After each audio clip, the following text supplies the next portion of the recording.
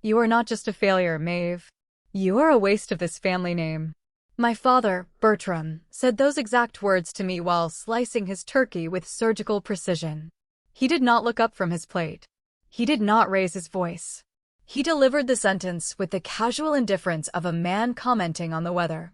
I sat across from him at the long, polished mahogany dining table, the clinking of crystal and silver suddenly deafening in the dead silence of the room. It was Thanksgiving, supposed to be a time of gratitude, but in my family, it was simply an annual performance review. My mother, Althea, delicately dabbed her mouth with a linen napkin and pushed her plate away, sighing softly as if my very presence had spoiled her expensive appetite. My younger sister, Vesper, sat to my right, swirling champagne in her crystal glass, her brand-new diamond engagement ring catching the chandelier's light. To my left, my older brother, Declan, adjusted the cuffs of his tailored shirt, subtly showing off his $15,000 watch. And then there was me. I looked down at my own hands resting on my lap. They were rough, calloused from changing a blown-out tire on my ancient pickup truck at 2 in the morning, still faintly stained with motor oil that no amount of scrubbing could remove. I was 30 years old, working 50 hours a week as a freight dispatcher on the night shift, managing exhausted truckers and chaotic schedules just to keep a roof over my head. And I had just told them that I had drained my entire life savings, $45,000, to buy an abandoned, rotting mountain retreat compound from the 1970s. The reaction was not concern. It was pure, unadulterated contempt. My father's words echoed in my head, carving a deep, hollow ache in my chest. You are a waste. For years, I had accepted my role as the invisible child, the disappointment they swept under the rug. But sitting there, listening to the quiet chuckles of my siblings and feeling the icy glare of my parents, something inside me finally snapped. I did not argue. I did not cry. I just stood up, left my food untouched, and walked out into the freezing November night. What none of them knew, as they went back to their expensive wine and self-congratulatory toasts, was that beneath the mold and the collapsed roof of that ruined estate lay a secret. A secret that would eventually burn their arrogance to the ground. Has your own flesh and blood ever looked at you like you were nothing more than a bad investment? I drove away from that massive suburban house with the heater in my truck barely working, my breath fogging up the windshield. The cold air seeping through the cracked window felt less freezing than the atmosphere I had just left behind. For the entire 40-minute drive back to my tiny rented apartment, I replayed the dinner in my head. I thought about how Declan had laughed, asking if I was planning to open a haunted house. I thought about Vesper pulling out her phone to text her friends, probably already mocking my financial ruin. They saw an uneducated freight dispatcher making a desperate, idiotic gamble. They saw a ruined pile of wood and stone. They did not see what I saw. Working the night shift at the logistics hub meant I spent a lot of time in the quiet hours between 2 and 5 in the morning. While my coworkers scrolled through social media or slept at their desks, I read. I read county zoning reports. I read environmental impact studies.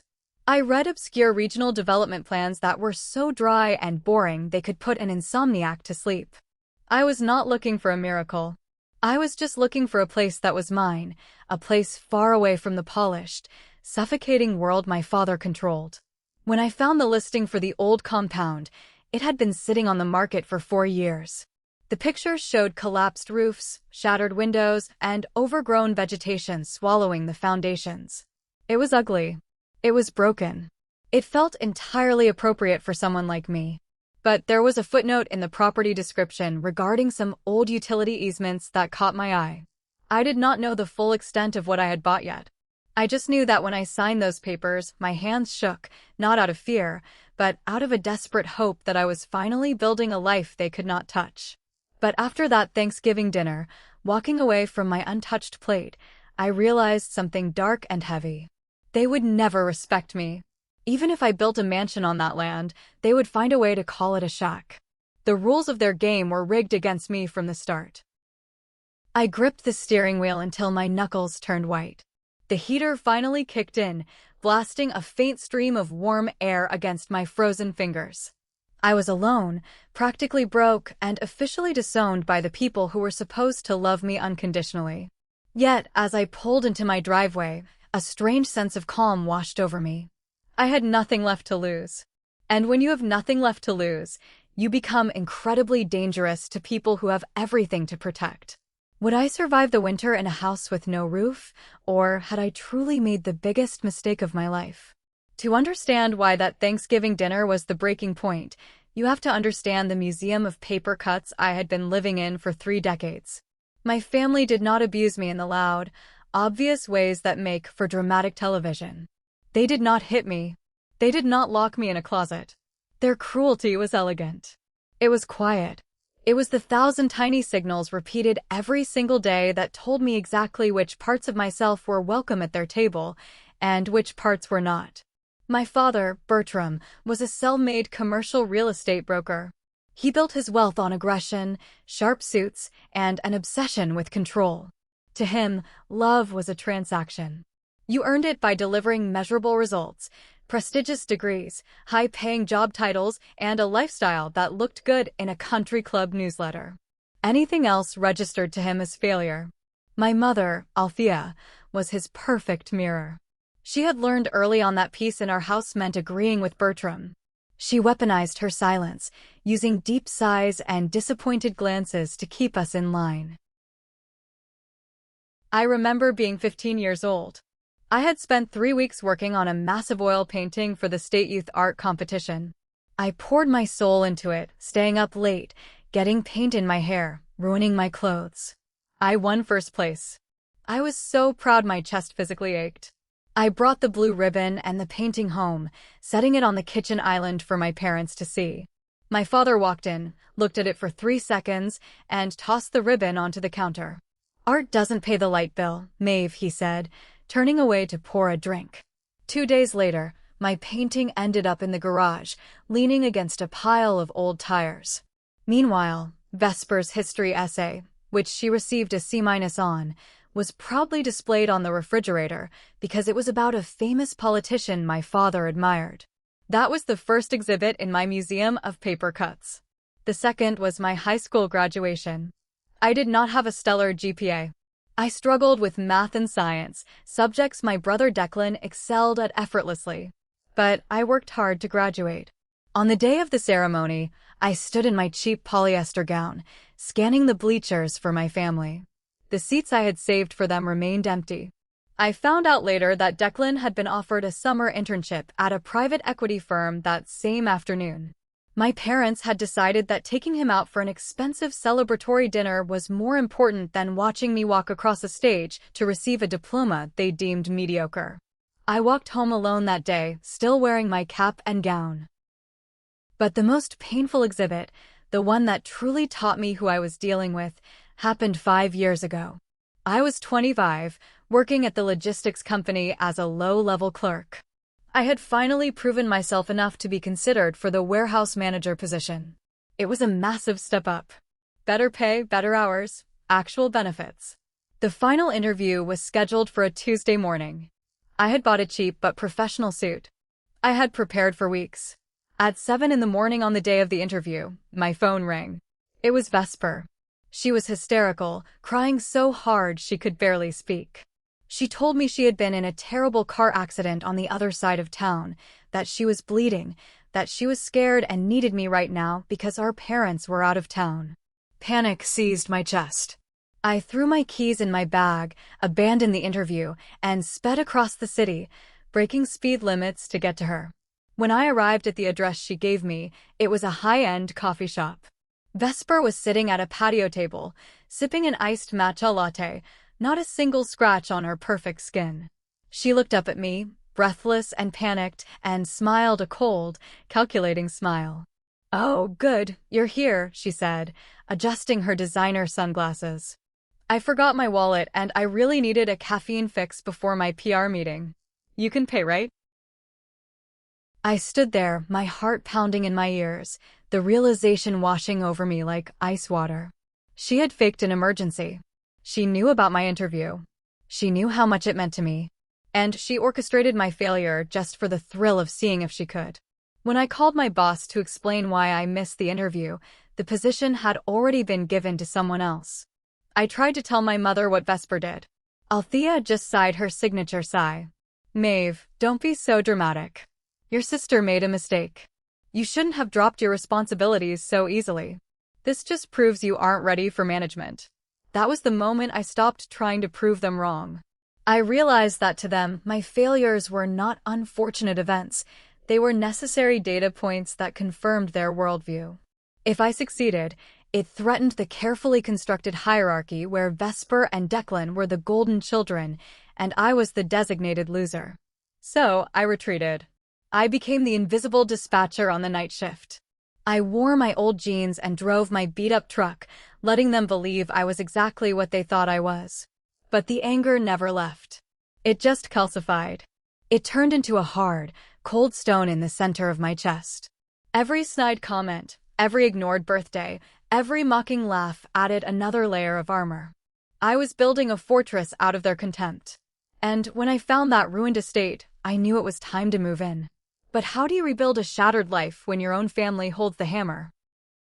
Finding the compound was not luck. It was the result of a quiet, desperate obsession. After the Thanksgiving disaster, I threw myself entirely into the purchase. The property was located in a forgotten stretch of a valley about 40 miles outside the city limits. It was technically zoned as rural residential, but it had sat abandoned for so long that the county seemed to have forgotten it existed. I remember the day I went to the bank to wire the funds. The teller looked at my account balance, then at the wire amount, and gave me a look of deep pity. I was transferring $45,000, which was everything I had saved from years of overtime, skipped meals, and wearing shoes until they literally fell apart. But that was not the whole sum. The final asking price was $65,000. To cover the rest, I had to do something that felt like a betrayal to my own survival instincts. When my grandmother passed away a decade ago, she left a small sum of money in a trust for each of her grandchildren. Vesper and Declan blew theirs on European vacations and designer wardrobes within months. I never touched mine. It was $20,000, sitting in a separate account that my parents did not know I had access to. It was my emergency parachute, the only safety net I had in the world. I drained it. Every last cent. The closing day was uneventful. There was no celebration, no popping of champagne. I sat in a sterile office, signed my name 30 times on thick stacks of paper, and was handed a rusty set of keys. I drove out to the property that afternoon. The sky was a heavy, bruised gray, threatening snow. As I pulled my truck onto the overgrown dirt driveway, branches scraped against the doors like desperate fingers. I parked in front of the main house. It was a massive, sprawling structure built from dark timber and local stone. It must have been beautiful in the 70s, a luxurious retreat for wealthy city folks. Now, it was a corpse. Half the roof had caved in, exposing the interior to decades of rain and snow. The front porch sagged dangerously. The windows were black, jagged holes. The silence was absolute, broken only by the wind whistling through the dead trees. I walked inside, my boots crunching on broken glass and rotting wood. The smell of mildew and damp earth was overpowering. In the main living area, a massive stone fireplace stood intact, surrounded by waterlogged debris. I stood in the center of the wreckage, wrapping my worn jacket tighter around myself. I had no money left. I had a mortgage payment that was going to stretch my dispatcher salary to its absolute breaking point. I had no heating, no plumbing, and a roof that let the sky in. I sat down on a relatively dry piece of a fallen beam, buried my face in my hands, and let out a breath that I felt like I had been holding for 30 years. I was terrified. The logical part of my brain screamed that Bertram was right, that I had thrown my life away on a worthless pile of garbage. But beneath the terror, there was a tiny, fierce spark of defiance. This garbage was mine. Nobody could tell me how to arrange it. Nobody could throw away my ribbons here. The next few months were a blur of exhausting, back-breaking labor. I kept my night shift job at the freight depot, working from 6 in the evening until 6 in the morning. I would drive out to the property as the sun came up, sleep for 4 hours in the cab of my truck bundled in sleeping bags, and then wake up to work on the house. I started small. I bought heavy-duty tarps and patched the holes in the roof of the smallest bedroom. I hauled out hundreds of garbage bags filled with rotted wood and debris. I learned how to use a chainsaw by watching internet videos on my phone, clearing the overgrown brush that choked the foundation. My hands, already rough, became a landscape of blisters, cuts, and splinters.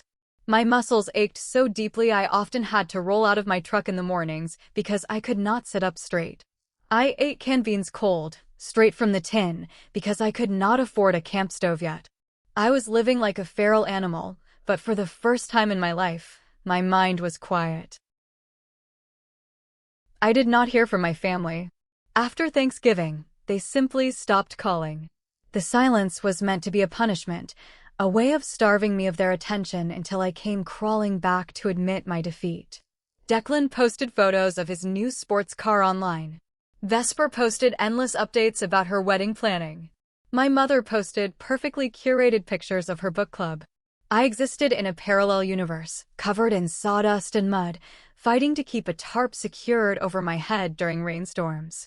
There was a moment, early in the process, when I found an old, water-damaged guest book hidden in a rusted filing cabinet in the basement. The pages were stuck together, but I carefully pried them apart. The entries were from the late 70s.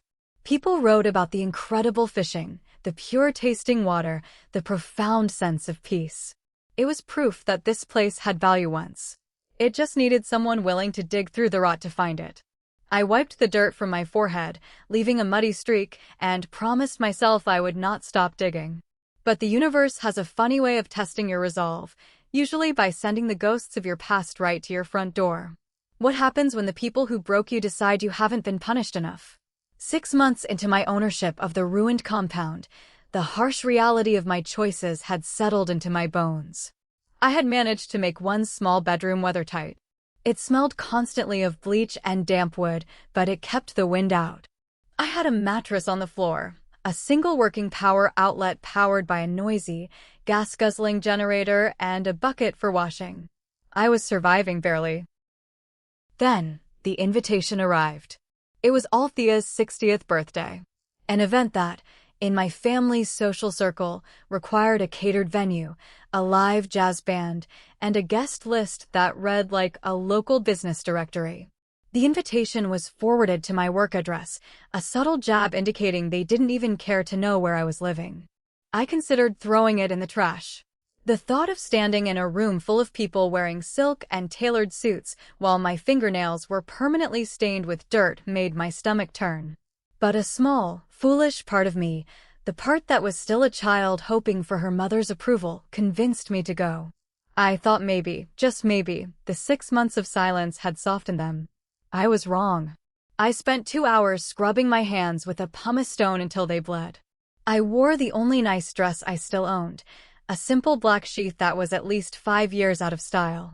When I arrived at the country club, the valet looked at my rusted truck with barely concealed disgust before directing me to park it in the overflow lot around the back. I walked into the ballroom, the sound of clinking glasses and soft jazz hitting me like a physical wall. My father saw me first. He was holding court near the bar, a scotch in his hand. His eyes swept over me, lingering on the scuffed toes of my only pair of heels, before he gave a tight, almost imperceptible nod and turned back to his conversation. My mother was surrounded by her friends, glowing under the attention. I walked over, offered a quiet, happy birthday, and handed her a small, carefully wrapped book on gardening I knew she wanted. She took it without looking at it, handed it to a waiter to put with the other gifts, and said, "Maeve, you made it. There's a buffet in the back if you're hungry." I retreated to a corner, nursing a glass of tap water, watching the performance. Declan was loudly discussing interest rates. Vesper was holding court, showing off her engagement ring to anyone who would look. I felt entirely alienated, a ghost haunting a party I wasn't invited to. Then came the time for speeches and gifts. The music died down, and people gathered around a large table piled high with wrapped boxes.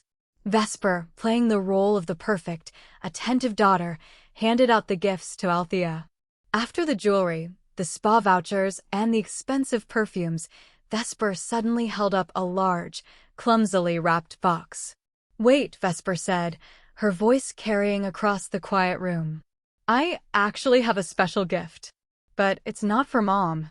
It's for Maeve." The room went completely still. Hundreds of eyes turned toward me in my dark corner. My heart began to hammer against my ribs. I slowly walked forward, every step feeling like I was wading through wet concrete. Vesper was smiling. It was that same bright, calculating smile she wore the day she sabotaged my job interview. "Go ahead, open it," she urged, her voice dripping with fake sweetness. I looked at my parents. Bertram was watching with mild amusement. Althea looked mildly embarrassed, but did nothing to stop it. I took the box. It was surprisingly light.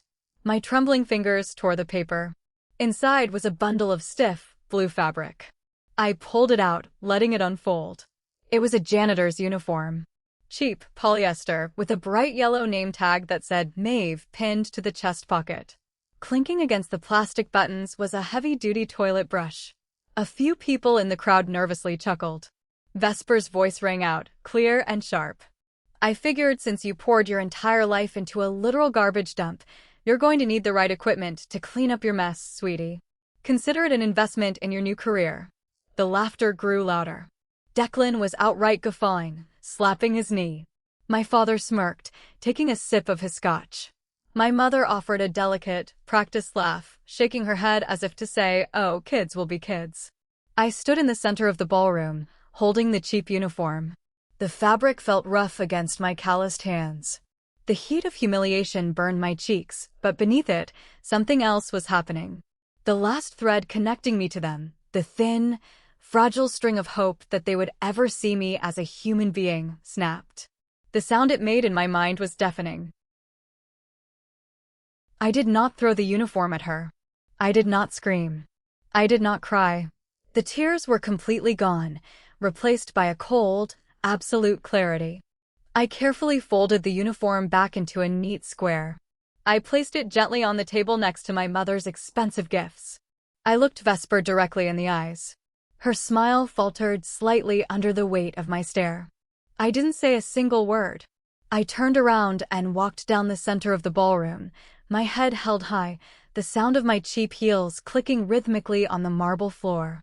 The laughter died away, replaced by an uncomfortable silence. I walked out the double doors, into the cool night air, all the way to the overflow lot.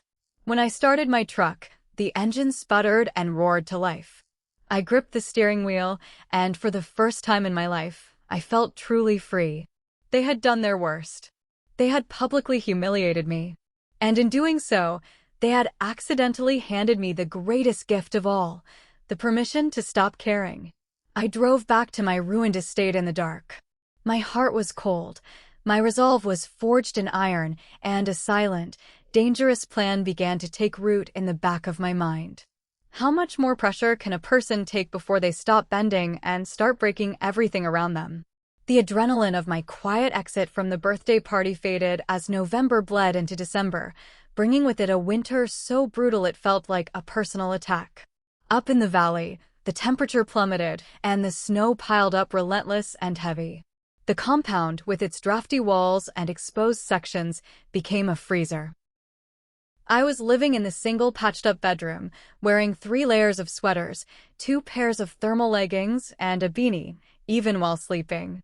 My breath formed white clouds in the air of my own home. I was exhausted to the marrow of my bones. I worked my 12-hour night shifts at the dispatcher hub, the fluorescent lights burning my tired eyes as I routed trucks through blizzards. Then I would drive home, skidding on unplowed roads, to face the reality of my freezing compound. Financially, I was drowning. My mortgage payment devoured my paycheck, leaving me with less than $30 a week for food and gas. I lived on instant ramen noodles and canned black beans. I lost weight. My skin took on a gray, sickly pallor. Every morning, I had to physically force myself out of the sleeping bags, fueled only by a stubborn refusal to prove my family right. And then, disaster struck. It was a Tuesday morning. The temperature had dropped to -4 degrees overnight. I went to turn on the small, ancient water heater I had managed to salvage and hook up to the main line, hoping for a 3-minute lukewarm sponge bath before trying to sleep. Instead of a hum, I heard a sharp crack, followed by the terrifying sound of rushing water. A pipe had burst. The freezing water sprayed violently across the small bathroom area, flooding the only section of the floor that wasn't covered in rot. I panicked, slipping on the icy planks, desperately wrenching the rusted main shutoff valve with frozen, numb fingers. By the time I stopped the flow, I was soaked to the bone, shivering violently, and staring at a disaster I had neither the money nor the skills to fix. I sat on the edge of my mattress, wrapping a dry blanket around my wet clothes, and let out a single, dry sob. I was broken. The cold had finally won. An hour later, there was a heavy knock on my patched front door. I dragged myself up and opened it to find Galen. Galen was a hermit in his late 60s who lived in a small cabin a mile down the road. He was a retired carpenter, a man built like a grizzly bear, with a tangled gray beard and eyes that had seen too much. We had never officially spoken, beyond polite nods when we passed each other on the dirt road. He took one look at my shivering, soaked form, pushed past me into the house without a word, and walked straight to the bathroom. He assessed the burst pipe, grunted, and walked out. I thought he was leaving me to my misery. 10 minutes later, he returned with a heavy toolbox, a blowtorch, and a thermos of scalding black coffee. "Drink," he ordered in a gravelly voice, shoving the thermos into my hands. "Before you catch pneumonia and I have to drag a body out of here." For the next 2 hours, Galen worked in silence. He cut out the shattered pipe, soldered new copper fittings, and wrapped the lines in heavy insulation he had brought from his own shed. I sat huddled in my blankets, sipping the bitter coffee, watching him. When he finished, he tested the line. Hot water sputtered, then flowed steadily into the sink. "How much do I owe you?" I asked, my voice trembling. "I don't have much right now, but I can pay you when I get my check on Friday." Galen packed his tools, not looking at me. "I don't want your money, kid. I've watched you up here all fall. You work harder than most men I know. And you don't complain. The pipe is a welcome to the neighborhood gift. Don't let it freeze again." He left before I could thank him properly. I stood under the hot water for exactly 3 minutes, crying silently. It was the first act of genuine care I had received in years. That wasn't the only lifeline thrown to me by a stranger. Rosalind, the woman who owned the only gas station and convenience store in the valley, became my second guardian angel. She was a sharp-eyed woman who noticed everything. She noticed that I only ever bought the cheapest ramen. She noticed how thin I was getting.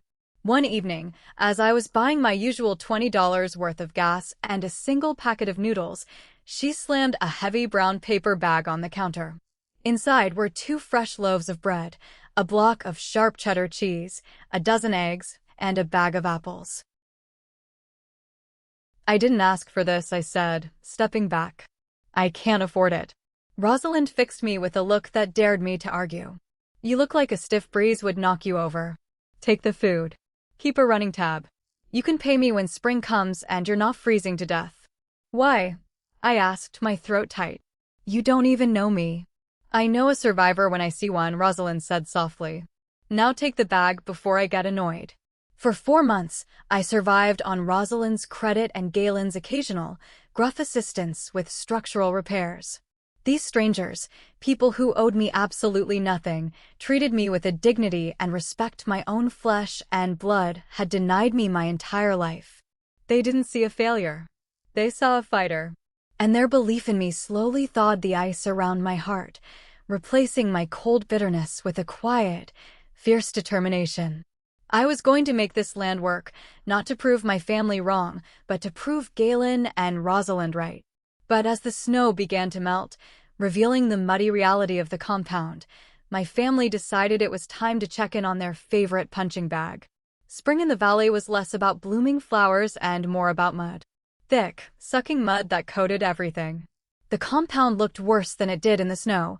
The melted ice exposed the extent of the rotting wood and collapsed debris I had yet to clear. I was in the front yard one Saturday morning, wrestling a rusted tractor part out of the weeds, my face smeared with grease, when a sleek, silver Mercedes SUV rolled slowly down the dirt driveway. The juxtaposition was almost comical. The expensive car navigated the potholes with extreme distaste, stopping a safe distance from my truck. The doors opened, and out stepped my Aunt Cressida and my cousin Kismet. Cressida was my father's sister, a woman whose primary currency in life was gossip. She fed on the missteps of others to elevate her own status in the family group chat. Kismet, her daughter, was a younger, less successful version of Vesper, constantly seeking validation by parroting my sister's cruelties. They were the perfect flying monkeys sent by the Golden family to gather intelligence on my misery. They stood by their car, dressed in pristine pastel spring coats, looking at my house with exaggerated expressions of horror. Cressida pulled out her phone and immediately started taking pictures. Snap. The collapsed roof. Snap. The pile of rotting timber. Snap. Me, standing in the mud, holding a piece of rusted metal. Maeve, darling. Cressida called out, her voice loud and fake, echoing across the quiet yard. We were just in the area for a wine tasting and thought we'd stop by. Oh my goodness, look at this place. Are you actually living here? I am, I said, my voice flat. I did not drop the metal part. I did not wipe the grease from my face. I just stared at them. Kismet typed furiously on her phone, a smirk playing on her lips. Mom, don't get too close to the mud, it'll ruin your shoes, she warned, looking at me as if I were a feral dog. Vesper wasn't kidding. She said you'd gone completely off the deep end, but this is, wow. It's giving serial killer documentary. We're just so worried about you, sweetie, Cressida said, though her eyes danced with excitement at the drama she was capturing. Your mother is heartbroken. Truly. She cries about it. Living like a homeless person to prove some kind of point, it's just sad. I knew exactly what was going to happen. Within 10 minutes, those photos would be in the family group chat. By tonight, Cressida would post them on Facebook with a passive-aggressive caption, "Breaks my heart to see family struggling so much." Mental health is no joke. Praying for my niece, it was a masterclass in weaponized concern. A year ago, I would have panicked. I would have tried to explain my vision, tried to justify my choices, tried to beg them not to post the pictures. Now, I felt nothing but a profound exhaustion. If you're done taking photos for Facebook, Cressida, you should probably leave, I said calmly. The mud up here has a habit of swallowing tires. Especially expensive ones. Cressida gasped, clutching her pearls in mock offense. Well, I can see the isolation has done wonders for your manners. We were only trying to check on you. They hurried back into the SUV, locking the doors with a loud click, and sped off, tires spinning angrily in the dirt. I watched them go, a small, genuine smile creeping onto my face. Let them take their pictures. Let them laugh. They were looking at the surface, blind to everything underneath. I turned and walked away from the mud, heading down into the basement of the main house. Galen had told me that to fix the foundation, I needed to clear out the old storage rooms first. The basement was a labyrinth of water-damaged boxes and broken furniture. I had been slowly picking through it for weeks. That afternoon, I found a large, metal blueprint tube wedged behind a rotted bookshelf. It was surprisingly heavy, sealed tight with wax that had hardened over decades. I broke the seal and carefully pulled out a stack of large, rolled-up vellum papers. The edges were crumbling, but the ink was still legible. They were geological survey maps dated 1924. I spread them out on the floor, shining my flashlight over the intricate lines and handwritten notes. I was no expert, but my late nights reading zoning documents had taught me how to read topographies. The maps detailed the land my compound sat on, but they didn't just show the surface. They showed the subterranean structure.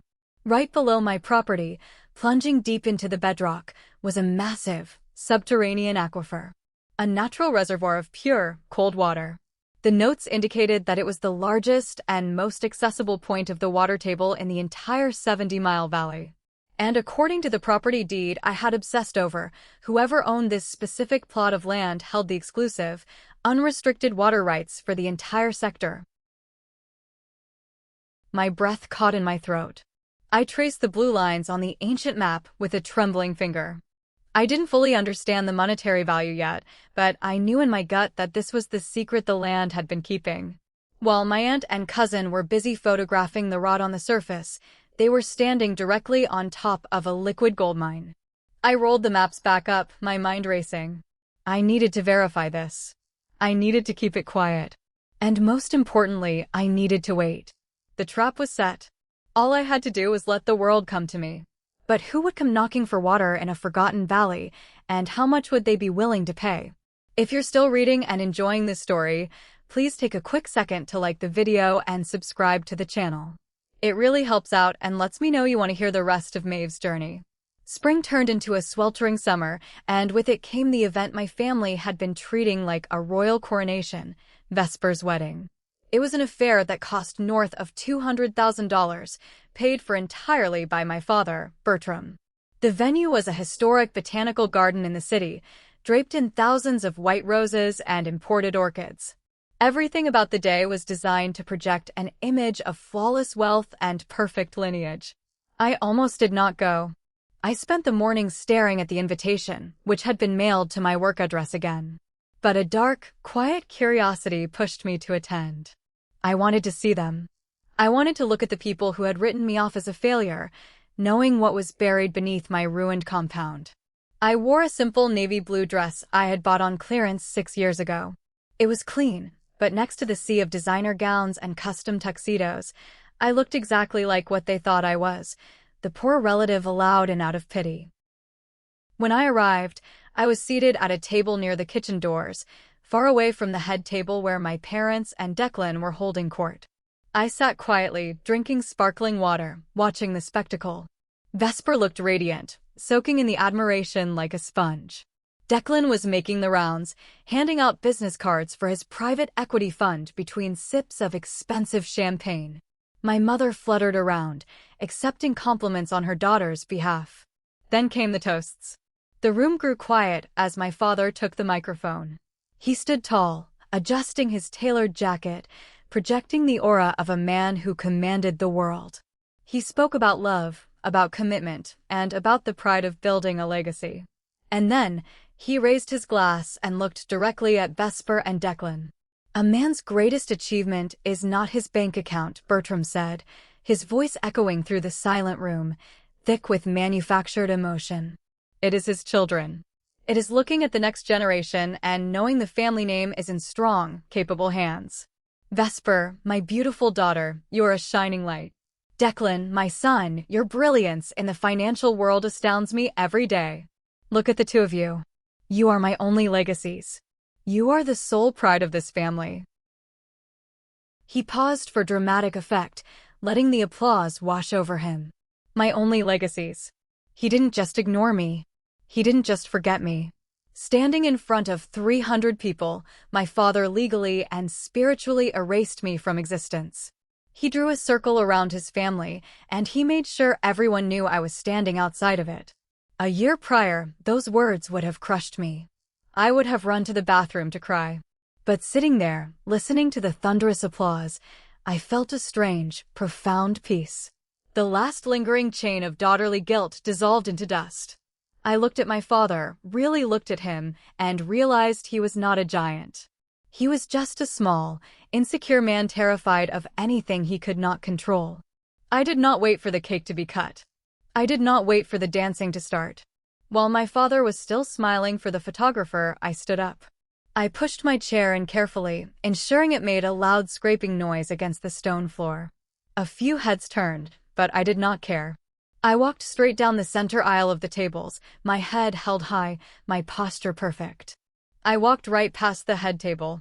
My mother caught my eye, her expression freezing in a mild panic, but she said nothing. Nobody stopped me. Nobody followed me. I walked out of the botanical gardens, the heavy summer air hitting my face. I got into my rusted truck, turned the key, and listened to the engine roar. That was the very last time they would ever see me as a victim. The next time we spoke, the world as they knew it would be permanently altered. But what exactly does it take to break a family of narcissists? You don't argue with them. You simply buy the ground they walk on. 3 weeks after the wedding, I was sitting in the dispatcher booth at 2 in the morning. The coffee in my mug had gone cold hours ago. The radio crackled with the tired voices of truck drivers navigating the interstate. My eyes burned from staring at the routing screens. It was just another grueling, ordinary night. Then, my personal cell phone rang. It was an out-of-state number. Normally, I would ignore it, assuming it was a debt collector regarding my massive credit card bills from buying building supplies. But something made me answer. "This is Maeve," I said, my voice raspy from exhaustion. "Ms. Maeve, good evening. My name is Winslow. I am senior legal counsel for a technology development firm based on the West Coast. I apologize for the late hour, but I was told you work the night shift." The voice was smooth, polished, and carried the undeniable weight of serious money. I sat up straighter, muting the dispatcher radio. "What can I do for you, Mr. Winslow?" "I will get straight to the point," Winslow said. "My firm represents a major technology corporation. We are currently acquiring land in the valley for a state-of-the-art data center project. We have successfully secured 95% of the surrounding parcels over the last 18 months. However, your property sits directly in the center of our proposed development grid." My heart gave a violent lurch against my ribs. The geological maps in my basement flashed in my mind. The subterranean aquifer. The water rights. "We are prepared to offer you a very generous buyout for your 61 acres and the ruined structures upon it," Winslow continued smoothly. "We are authorizing an immediate cash offer of $12 million. We can close in 14 days. $12 million. For a girl who had spent the last winter eating cold beans and shivering under dirty blankets, that number was a physical shock. The room spun. $12 million was enough to fix the house, quit my job, and never worry about a single bill for the rest of my natural life. Every survival instinct I had screamed at me to say yes, to cry, to thank him, and to sign whatever he put in front of me. But then I remembered the lesson I had learned from watching my father's ruthless business deals. When a shark offers you a fortune right out of the gate, it means they are terrified you will discover what you actually hold. I took a deep, steadying breath, forcing my heart rate to slow down. I channeled every ounce of cold indifference my parents had ever shown me. "Mr. Winslow," I said, my tone flat and entirely unimpressed. "Let us not insult each other's intelligence. I know exactly what is sitting underneath my property. I hold the exclusive water rights for the entire sector. Your client cannot run a massive, heat-generating data center without a dedicated, massive industrial cooling system. And you cannot build that cooling system without my water." There was a profound, heavy silence on the other end of the line. The smooth, polished lawyer was suddenly speechless. $12 million, I continued softly, is not nearly enough to buy my time, let alone my water. Do not call me again until you are ready to have a serious conversation. I hung up the phone. My hands were shaking so violently I dropped the device on the desk. I had just rejected $12 million. I stared at the blank screen, terrified I had just made the most catastrophic mistake of my entire life. But the geological maps were real. The water was real. And the panic in the lawyer's silence was real. I had the upper hand, and I was going to squeeze until they bled. The next 3 months were a grueling, psychological war of attrition. Winslow did not call back the next day. He did not call back the next week. I spent 30 agonizing days wondering if I had overplayed my hand, if they had found a loophole, or if they were simply going to abandon the project. But I held my ground. I continued working my night shifts. I continued replacing rotted floorboards in my compound. I lived as if the phone call had never happened. On day 32, Winslow called back. $25 million, he said, skipping the pleasantries entirely. No, I replied and hung up. 2 weeks later, the number jumped to 40 million. I rejected it. By the end of the second month, we were at 60 million. It was a staggering, incomprehensible sum of money. But through my own quiet research during the late-night hours at the dispatcher hub, I uncovered a piece of information that changed the entire dynamic of the negotiation. It was a twist of fate so ironic it felt scripted by the universe itself. The tech giant trying to buy my land was preparing for a massive public announcement about this data center, expected to send their stock soaring. And my brother Declan's private equity firm, driven by his arrogant ambition, had heavily leveraged their entire portfolio to buy into that exact tech stock, anticipating the boom. If the data center project fell through because they could not secure the water rights, the tech stock would tank, and Declan's fund would face catastrophic, unrecoverable losses. My success was directly tied to his ruin. The power I suddenly held over the golden child was intoxicating. In the middle of the third month, Winslow flew across the country and drove a rental car down my muddy, pothole-riddled driveway. He stepped out in a pristine, $3,000 suit, looking entirely out of place against the backdrop of my half-restored, sagging compound. We sat at a makeshift table I had built from reclaimed barnwood. I served him instant coffee in a chipped mug. Winslow opened his leather briefcase and pulled out a thick stack of legal documents. He slid them across the rough wood. $82 million, Winslow said quietly. Full buyout. Unrestricted water rights. Cash transfer within 48 hours of signing. This is the ceiling, Maeve. The board will not approve a single dollar more. If you decline this, they will scrap the location and take the financial hit. I stared at the number printed on the contract. $82 million. I thought about the Thanksgiving dinner. I thought about the janitor's uniform. I thought about freezing in the winter and the disdainful looks from my aunt and cousin. I looked at my hands, still scarred and rough from the labor. I picked up the pen. My vision blurred with hot, heavy tears, but I did not let them fall. I signed my name on the dotted line, pushing the paperwork back to Winslow. Pleasure doing business with you, Mr. Winslow, I said, my voice barely a whisper. He packed the documents away, gave me a look of genuine, profound respect, and nodded. You are a terrifying negotiator, Maeve. Enjoy your retirement. When his car disappeared down the road, I fell to my knees in the dirt. I screamed. It was not a scream of joy, but a massive, primal release of 30 years of pain, rejection, and sheer, stubborn endurance. I had won. But the true victory was not the money.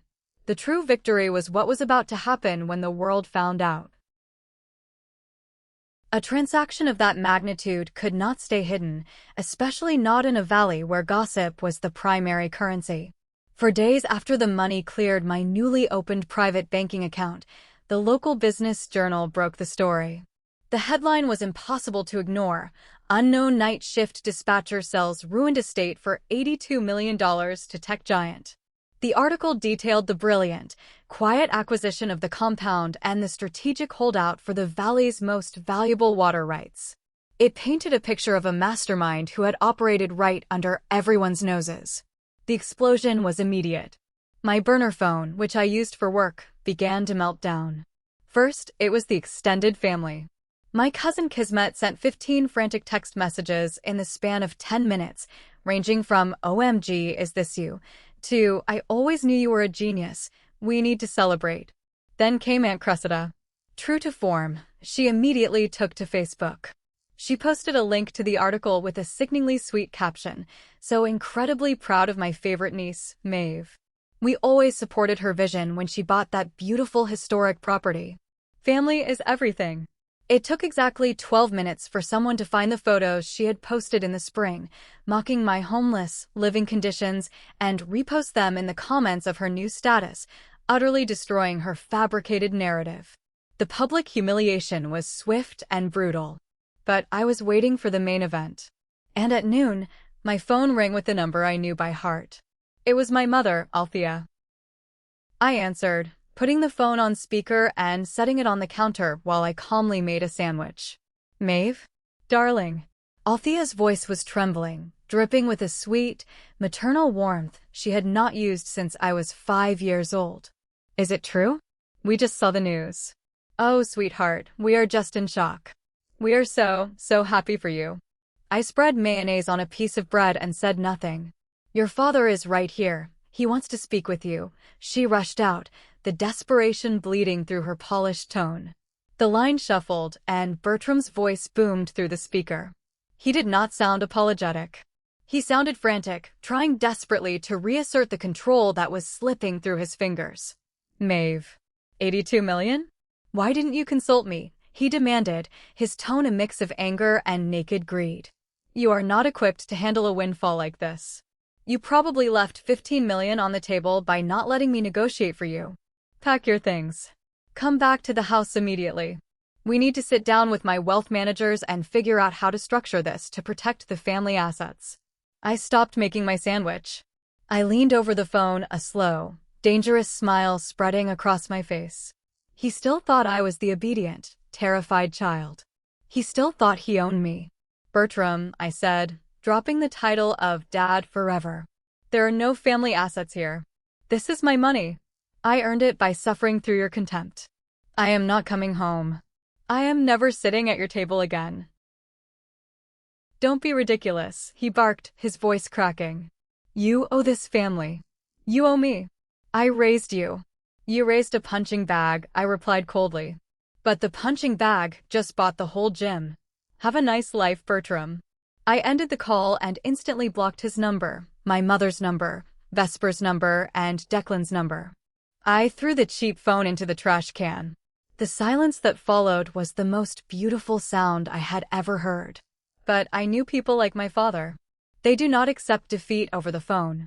They demand face-to-face submission. I knew they would come for me. And I was ready. 2 days later, the silver Mercedes and a sleek black Porsche tore up the dirt road toward my compound. But things had changed. The muddy entrance was now blocked by a heavy, automated steel gate, flanked by 2 private security contractors I had hired immediately after the sale. I watched from the porch of the main house. I was no longer wearing dirt-stained jeans and an oversized sweater. I was dressed in a custom-tailored, dark charcoal suit that cost more than my old truck. Beside me stood Winslow, the corporate lawyer, who had stayed in town to finalize the land transfer and had offered to handle any trespassing issues. The cars stopped at the gate. Bertram and Vesper jumped out, marching toward the security guards with furious entitlement. Open this gate, Bertram shouted, his face red with rage. That is my daughter. I demand to see her. I gave a subtle nod to the guard, who pressed a button, allowing the massive steel gates to swing open. I walked slowly down the gravel path to meet them, Winslow trailing slightly behind me. Vesper stared at me, her mouth slightly open. Her eyes darted over my suit, my immaculate hair, the calm, terrifying confidence radiating from me. The sheer, venomous jealousy contorted her perfect features. I had bypassed her entire life's ambition in a single signature. Maeve, this has gone far enough, Bertram snapped, trying to puff out his chest and project his usual dominance. You are making a spectacle of yourself. Fire these guards, let us inside, and we will sort out this financial mess. You are acting like an ungrateful child. I stopped 10 feet away from him. I did not raise my voice. I did not flinch. You didn't come here for your daughter, I said, my voice cutting through the valley air like a scalpel. You came here for $82 million. You came here because you cannot stand the fact that the person you deemed worthless just became the most powerful person you know. Your control ends right here on the other side of this gate. Vesper stepped forward, her voice shrill. You think you're better than us now because you got lucky with some dirt? You're still just a dispatcher, Maeve. You're nothing. I smiled, a cold, empty expression. I turned slightly to Winslow. Winslow, could you share the market update regarding your client's data center announcement? Winslow adjusted his tie, his face the picture of professional apathy. Certainly. Due to a slight delay in acquiring this specific parcel, our client pushed back their quarterly expansion announcement by 3 weeks. The market reacted poorly to the delay. The tech stock dipped significantly. I turned back to my father, watching the exact moment the realization hit him. Declan's fund was over-leveraged in that stock, wasn't it? I asked softly. He bought on the margin, expecting an immediate boom. The 3-week delay I caused during negotiations triggered a margin call. His fund is crashing, isn't it, Bertram? The blood drained entirely from my father's face. He looked as if he had been physically struck. He stumbled backward, his hand reaching blindly behind him until he grabbed the hood of the Mercedes to steady himself. His chest heaved. The golden son, the legacy of the family, was facing financial ruin because I had simply taken my time returning a phone call. You destroyed your own brother, Bertram whispered, his voice stripped of all its usual booming authority. No, I corrected him. His arrogance destroyed him. Your parenting destroyed him. I just survived the winter you left me in. I turned my back on them and began walking up the path. Escort them off the property, I called over my shoulder to the guards. If they return, have them arrested. I did not look back as the engines revved and the cars sped away. The phantom chains that had bound me to their judgment shattered into a million pieces. The dynasty was broken. Part 12. New power and the final message. The money changed my life, obviously. I paid off my debts in a single afternoon. I bought a penthouse in a city far away from my family. But the most satisfying checks I wrote were not for myself. I drove down to Rosalind's convenience store one last time. I handed her a thick manila envelope. Inside was the deed to the commercial plaza her store was located in, fully paid off, along with a cashier's check for $200,000 to renovate her shop. She cried, hugging me so hard my ribs ached. Then I went to Galen's cabin. He tried to refuse the money, grumbling about charity. So, instead of cash, I set up an irrevocable trust fund worth $5 million in his name, ensuring his medical bills, taxes, and living expenses would be covered luxuriously until the end of his days. I also bought him a brand new, top-of-the-line woodshop setup. He didn't cry, but he couldn't look me in the eye as he shook my hand, his grip tight and lingering. A week before the tech company brought in the bulldozers to level the compound, I drove up to the ruined estate one final time. I stood on the sagging porch, looking out at the valley. I thought about the hungry nights, the freezing water, the janitor's uniform, and the absolute certainty my family had that I was a failure. I realized I no longer needed an apology from Bertram or Althea. I didn't need Vesper to admit she was cruel. Forgiving them or seeking closure from them would require me to value their opinions, and I had simply stopped valuing them. The $82 million did not make me a better person. It just gave me a megaphone loud enough to prove that their narrow, rigid definition of success was entirely wrong. People who dismiss you quickly usually understand you the least. They want to put you in a box because it makes them feel safe. But when you refuse to fit into their mold, they will try to break you to make you fit. Do not let them. Build your own fortress, even if you have to build it out of the garbage they throw at you. My family is currently in shambles. Declan's firm took a massive hit, and he is facing lawsuits from his investors. My parents are desperately trying to bail him out, mortgaging the massive house we grew up in. They have tried reaching out to me through distant cousins, begging for a reconciliation, which is just a thinly veiled plea for a bailout. I have ignored every single attempt. I have blocked every number. I am letting them face the consequences of their own hollow lives. But sometimes I wonder if the isolation they are feeling now is enough, or if the coldness in my heart has made me just as ruthless as my father. So, I have to ask you guys, my family is currently begging through relatives for me to heal the rift and save my brother's investment fund from total collapse. I have blocked everyone. Do you think I should let them fend for themselves and watch their empire burn, or is that crossing the line into being just as toxic as they are? Let me know down in the comments. I will be reading every single one. Thank you so much for listening to my story. If you resonated with this and want to hear more stories like it, please hit that like button and subscribe to the channel.